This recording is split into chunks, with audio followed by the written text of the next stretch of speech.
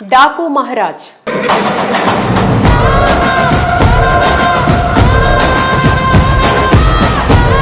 2025వ సంవత్సరంలో జనవరి 12న సంక్రాంతికి విడుదలవుతున్న సినిమాల్లో నందమూరి బాలయ్య డాకు మహారాజ్ ఒకటి. మరణాన్నే వణికించిన మహారాజుది. పేద ప్రజలను ఆదుకునే నాయకుడిగా బందిపోటు పాత్రలో బాలయ్య ఈ సినిమాలో కనిపించనున్నాడు.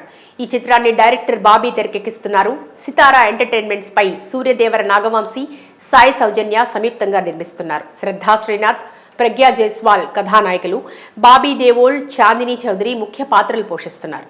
తమన్ సంగీతం అందిస్తుండగా ప్రమోషన్స్లో భాగంగా ఇప్పటికే విడుదల చేసిన గ్లిమ్స్ 2 పాటలు పాజిటివ్ రెస్పాన్స్ సాధించాయి.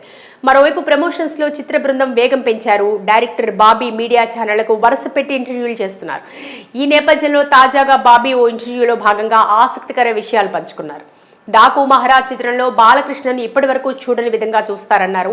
సెట్లో ఆయన ఎనర్జీ అన్స్టాపబుల్ అని చెప్పారు. ఈ సినిమాలో ఒక్క సన్నివేశంలో కూడా ఆయన డూప్ ఉపయోగించలేదు. ఎంత కష్టమైన సీన్ అయినా బాలకృష్ణనే స్వయంగా చేశారు. ఆయన్ని దృష్టిలో పెట్టుకునే ఈ చిత్ర కథ రాశాను.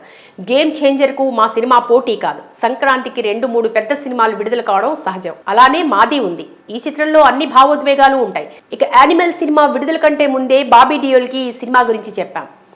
ఆ రాక్షసులని ఆడించే రావణుడిది కాదు. బాలకృష్ణ పాత్రకు ఎంత ప్రాధాన్యత ఉంటుందో బాబీ డియోల్ రోలు అంతే ఉంటుంది. ఆయన పాత్రకు 100% న్యాయం చేశారు. నేను దర్శకుడిగా బాలకృష్ణ చిరంజీవిని చూసి నేను ఎన్నో విషయాలు నేర్చుకున్నా. దర్శకుడు ఏం చెప్తే బాలకృష్ణ అదే చేస్తారు. జనవరి 4న డల్లాస్లో డాకు మహారాజ్కు సంబంధించి భారీ ఈవెంట్ చేస్తున్నామని బాబీ అన్నారు. ఇక టికెట్ ధరల విషయంలో దిల్ రాజ్ ఒక పరిష్కారం చూపిస్తారని నమ్ముతున్నా. సంధ్యా థియేటర్ వద్ద జరిగిన ఘటన నిజంగా దురదృష్టకరం. ఒక కుటుంబంలో తల్లి మరణించడం చాలా బాధాకరం. అలాంటి ఘటనలు జరగకుండా జాగ్రత్తలు తీసుకోవాలని బాబీ అన్నారు.